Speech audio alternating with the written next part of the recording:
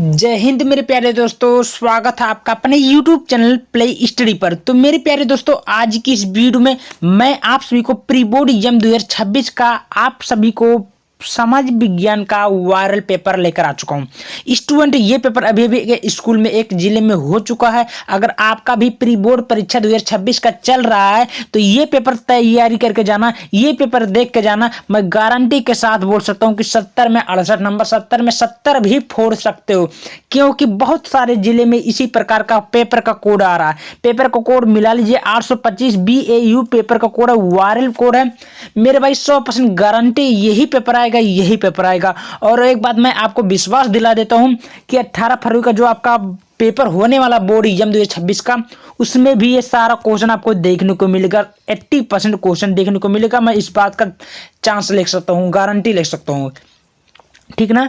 तो मेरे दोस्त, इस पेपर को मैं पूरा A to Z पूरा हल बताऊंगा, सॉल्यूशन के तहत बताऊंगा। एंड इस पेपर को मिस मत करना, वरना बाद में पछताओगे मेरे भाई, ठीक है। सामाजिक विज्ञान का पेपर है 2025 का, जो प्री बोर्ड एग्जाम चल रहा आपका अभी वाला वही है, ठीक ना।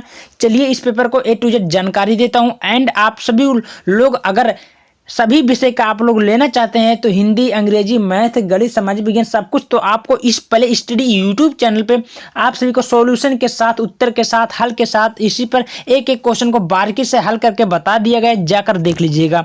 तो मेरे भाई चलिए हम लोग एक बार शानदार तरीके से वीडियो को स्टार्ट करते हैं। उससे पहले जो भी स्टूडेंट चैनल पर नए, चैनल को सब्सक्राइब कर लेंगे।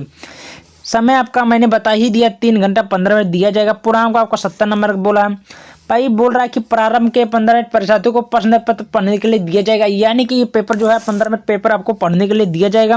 फिर इस पेपर में 20 टू बहुविकल्पीय प्रश्न दिया जाएगा, जिसका उत्तर आपको OMR शीट में देनी होगा। आपको मेरे भाई कुछ करना ही नहीं है। देखिए इतना बड़ा पेज दिया, आप लोग ध्यान से थोड़ा गौर कीजिए मेरे भाई। इसमें क्या दिया, कुछ करना नहीं है। बहुत सारे स्टूडेंट समझ ही नहीं पाते हैं कि इसमें क्या करें क्या ना, तो पढ़ने बैठ जाए तो टाइम वेस्ट हो जाती है। ऐसा नहीं करनी है। यहाँ पर एक तरफ बच्चों को इंग्लिश देता, एक तरफ हिंदी वाले बच्चों को, यानी कि जो भी बच्चे हिंदी वाले हैं हिंदी वाले करेंगे, जो भी बच्चे अंग्रेजी वाले करेंगे। तो सीधे ये इसमें कुछ करना है, सीधे हम लोग बैक आ जाते हैं। और बैक जब आ जाते हैं तो यहाँ पर आपका खंडा बहुविकल्पीय प्रश्न, यहाँ पर आपको उत्तर देखने को मिलेगा। बोल रहा कि नीचे दिए गए प्रश्नों को प्रत्येक 4 विकल्प दिए गए, चारों में से एक राइट उत्तर होगा। सबसे पहले आपके सामने बोला महात्मा गांधी भारत कब लौटे। 4 आप देखिए, पहला क्वेश्चन है 4 क्वेश्चन, पहला क्वेश्चन बोला और 4 बहुविकल्पीय प्रश्न दिया। अब आप ऑप्शन पूछेगा कौन सा राइट उत्तर होगा। तो महात्मा गांधी वापस कब लौटे थे, तो फरवरी 1915 में, ये आपका राइट उत्तर होगा, ठीक है, ये आपका राइट उत्तर होगा। तो आपको टिक मार देनी है। चलिए फिर दूसरा क्वेश्चन, असहयोग आंदोलन स्थगित करने का मुख्य उद्देश्य क्या था। तो आप लोग पढ़े होंगे, तो दूसरे का आपका राइट उत्तर क्या होगा, तो ये होगा चौरी चौरा की घटना जब घटी थी तो उसे कारण असहयोग आंदोलन स्थगित कर दिया गया था। अब एक देख सकते हैं दोस्त, एक तरफ इंग्लिश वाले दिया, एक तरफ हिंदी वाला, तो आप अपने हिसाब से तैयारी कर सकते हैं। इंग्लिश वाले बच्चे इंग्लिश वाले मैं बता ही दिया हूँ। फिर तीसरा क्वेश्चन, आर्थिक मंदी का प्रथम कारण क्या था। तो आर्थिक मंदी का प्रथम कारण क्या था, तो मेरे भाई सब लोग जानते हैं कि आर्थिक मंदी का कारण कृषि क्षेत्र में अधिक उत्पादन ही था। ये आपका तीसरा का ए आपका राइट उत्तर होगा।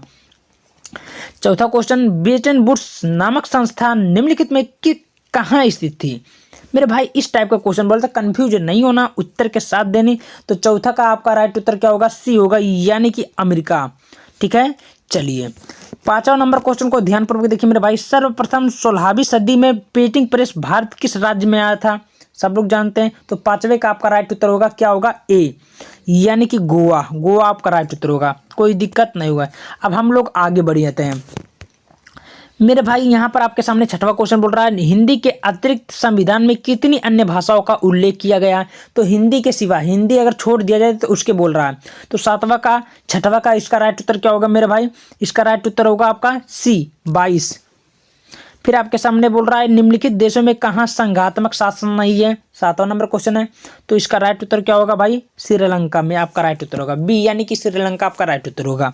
चलिए फिर 8वां नंबर क्वेश्चन को ध्यानपूर्वक देखेंगे। लोकतांत्रिक शासन व्यवस्था अन्य व्यवस्थाओं से अच्छी है क्योंकि यह, तो 8वां का क्या होगा भाई, व्यक्ति की गरिमा को बढ़ावा देती। आपका 8वां का बी राइट उत्तर होगा। समझ में आ रही है। चलिए 9वां नंबर क्वेश्चन को हम लोग हल कर लेते हैं। भारत में कितने राष्ट्रीय राजनीतिक दल हैं भाई, कितने हैं, तो 9वां का क्या होगा, 9वां का आपका सी होगा 6, 6 आपका राइट उत्तर होगा। 10वां देखिए सांप्रदायिकता किसके लिए हानिकारक है, तो मेरे भाई सांप्रदायिकता किसके लिए हानिकारक है, सब लोग जानते हैं कि अल्पसंख्यक और बहुसंख्यक दोनों के लिए काफ़ी ज़्यादा इंपॉर्टेंट है।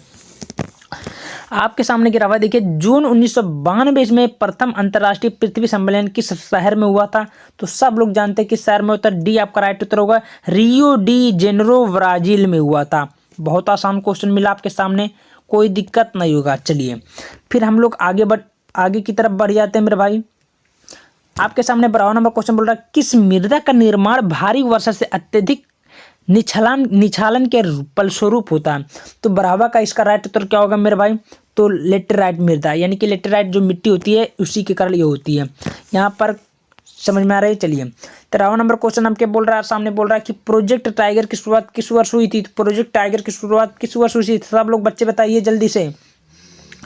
भाई 13वां का आपका राइट उत्तर क्या होगा, जल्दी बताओ। 13वां का डी होगा तो 1973 में हुआ, आपका राइट उत्तर डी होगा 1900। फिर आपके सामने 14वां क्वेश्चन बोल रहा है, निम्नलिखित में कौन राज्य सरदार सरोवर परियोजनाओं से नहीं जुड़ा है, तो मेरे भाई 14वां नंबर क्वेश्चन आपके सामने बोल चुका है, तो इसका राइट उत्तर क्या होगा, उत्तर प्रदेश, सी आपका राइट उत्तर होगा। फिर आपके सामने 15वां देखिए, स्वर्णिम चतुर्भुज परियोजना किससे संबंधित है, तो 15वां इसका राइट उत्तर क्या होगा भाई, सड़क परियोजना से संबंधित है, सी आपका राइट उत्तर होगा। 16वां देखिए, भारत में 1000 रुपये के करेंसी नोटों की किस वर्ष अमान्य घोषित किया, अमान्य मतलब बंद किया गया था, तो 16वां क्वेश्चन आपके सामने बोल रहा, बड़ा मजेदार क्वेश्चन, 2016 में आपका राइट उत्तर होगा। चलिए 17वां देखिए भाई क्या बोल रहा, मानव विकास रिपोर्ट किस संस्था के द्वारा प्रकाशित की जाती है, जल्दी बताइए, बड़ा मजेदार क्वेश्चन है। तो 17वां का इसका राइट उत्तर होगा सी, यूएनडीपी, आपका राइट उत्तर होगा यूएनडीपी। समझ में आ चुका मेरे भाई, बहुत क्वेश्चन मजेदार है। फिर आपके सामने 19 क्वेश्चन देखिए, राष्ट्रीय ग्रामीण रोजगार गारंटी अधिनियम किस वर्ष लागू किया गया था, जल्दी बताओ। 19 क्वेश्चन, 18वां क्वेश्चन आपके सामने बोला है, तो किस वर्ष हुआ था, तो ये 2005 में हुआ था, किस वर्ष, 2005 में, टिक लगा दो। फिर आपके सामने 19 नंबर क्वेश्चन, एक वस्तु का अधिकांश प्राकृतिक प्रक्रिया से उत्पादन किस क्षेत्र की गतिविधियों से होती है, तो 19 नंबर आपके सामने, तो ये प्राथमिक क्षेत्र का, प्राथमिक क्षेत्र काफ़ी ज़्यादा इंपॉर्टेंट है। तब अब आते हैं लास्ट वाला क्वेश्चन 20वां, उदारीकरण क्या है, तो मेरे भाई उदारीकरण सब लोग जानते हैं कि सरकार द्वारा अवरोधों का, प्रतिबंधों को हटाने का एक प्रक्रिया है, यानी कि बी राइट उत्तर होगा। 20 बहुविकल्पीय प्रश्न मैंने बता दिया, 20 नंबर आपका इस वीडियो में फाइनल हो चुका। जो भी स्टूडेंट चैनल पर नए चैनल को सब्सक्राइब कर लेंगे, क्योंकि मेरे भाई मैं रात को 2 बजे वीडियो शूट कर रहा हूँ, काफ़ी ज़्यादा मेहनत करना पड़ रहा है आप सभी के लिए। हर पेपर का सॉल्यूशन लेकर जाओ, पेपर लेकर आओ, तो बहुत ही ज़्यादा मेहनत पड़ जाता है। तो प्लीज़ आपसे रिक्वेस्ट है कि वीडियो को ज़्यादा से ज़्यादा शेयर करें।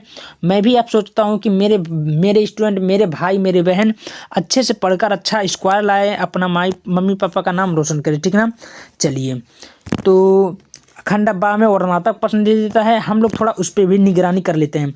निम्नलिखित प्रश्नों को उत्तर दीजिए, लगभग से 80 शब्दों में बोला, तो 4 नंबर के बोला। मान लीजिए बोला कि प्रथम विश्व युद्ध का भारत की आर्थिक एवं राजनीतिक स्थिति पर क्या प्रभाव पड़ा, किन्हीं 2 प्रश्नों का उल्लेख करना है। फिर आर करके दिया, अथवा सविनय अवज्ञा आंदोलन की सीमाएं क्या थी, किन्हीं उन्हें भी उल्लेख करें। 4 नंबर आपके सामने। लोकतंत्र में पारदर्शी शासन का क्या अर्थ है, उदाहरण सहित आपको समझाना होगा। फिर अथवा करके देता है, लोकतंत्र में राजनीतिक दलों का क्या अर्थ है, इनके किन्हीं 2 मुख्य कारकों को लिखना होगा। भाई 4 नंबर आपके सामने मिल गए। देखिए बहुत आसान आसान क्वेश्चन पूछा है, अगर आप चाहेंगे तो पूरे के पूरे नंबर आप बिटोर ही सकते हैं। फिर आपके सामने बोल रहा है जैव और अजैव संसाधन क्या होता है, वर्णन करे। भाई 4 नंबर आपके सामने ही दिया गया।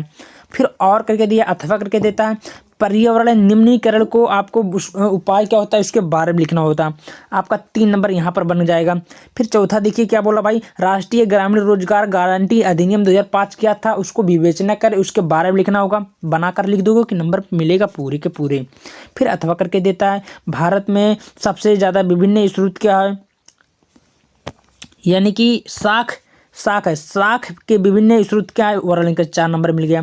फिर आपके सामने खंड बाद दिया है, उसको भी हल कर सकते हैं। नेपोलियन कौन था, उसके सुधार क्या थे, उन सुधारों का प्रभाव का वर्णन करें। फिर अथवा करके देता है, यूरोप के राष्ट्रवाद का उदय में जर्मनी इटली का मुख्य योगदान किसका था, उसके बारे में लिखना होगा। फिर आपके सामने बोला भारत के संघीय व्यवस्था का 4 विशेषता भी उल्लेख करें। ऐसे ऐसे क्वेश्चन आपके सामने बोला, मज़ेदार क्वेश्चन है। भारत के संघीय और एकात्मक स्वरूप में क्या अंतर है, उदाहरण सहित देकर लिखिए। फिर आपके सामने बोला कि भारत में सड़क परिवहन एक लेख लिखिए, उसके बारे में लिखना होगा। फिर आपके सामने अथवा करके बोला भारत में चीनी उद्योग के विषय में बताते हुए उनकी चुनौतियों को प्रकाश डाले। फिर आपके सामने बोल रहा है तृतीय क्षेत्रक अन्य क्षेत्र के कैसे भिन्न है, उदाहरण सहित दीजिए। फिर आपके सामने बोला वैश्वीकरण क्या होता है, भारत में वैश्वीकरण का प्रभाव कैसे पड़ा, आपको लिखना होगा। ऐसे सब कर लेते हैं तो यहाँ पर आप लोग 4-6 नंबर पूरे के पूरे नंबर पा सकते हो, पूरे के पूरे नंबर। फिर आपके सामने आ चुका है मानचित्र से संबंधित प्रश्न है, यानी कि आपको मानचित्र में क्या भरना, चलिए बता देता हूँ। वो भी भाई बोल रहा है कि निम्नलिखित स्थानों पर दिए गए मानचित्र को भरिए। भाई तो वह स्थान जहाँ सूती मिल श्रमिकों का सत्याग्रह आंदोलन हुआ था, तो सब लोग जानते हैं कि अहमदाबाद के खेड़ा में हुआ था। ठीक है, कोई दिक्कत नहीं होगा। फिर दूसरा क्वेश्चन आपके सामने, वह स्थान जहां जलियांवाला बाग हत्याकांड हुआ था, तो सब लोग जानते हैं पंजाब के अमृतसर में, अमृतसर, समझ में आ रहा है। चलिए अगला देख लेते हैं। वह स्थान जहां नील की खेती करने वाले किसानों ने सत्याग्रह आंदोलन किया, तो ये है, ये इसको खेड़ा कर दीजिए। वो अहमदाबाद था, ये खेड़ा हो गया। ठीक है, वह स्थान जहां 1927 में भारतीय राष्ट्रीय कांग्रेस का अधिवेशन हुआ था, तो सब लोग जानते हैं ये लाहौर में हुआ था। कहाँ हुआ था, लाहौर में। वह स्थान जहाँ सविनय अवज्ञा आंदोलन हुआ था, तो कहाँ होता सविनय अवज्ञा आंदोलन, ये आप लोग खुद करेंगे, बहुत आसान है। तो ऐसे ऐसे करेंगे, फिर यहाँ पर आपको मानचित्र देगा, उसमें भरना रहेगा। तो ऐसे ही अगर आपको इंटरेस्ट ही वीडियो चाहिए सॉल्यूशन के साथ, तो वीडियो को ज़्यादा से शेयर कर सब्सक्राइब करें।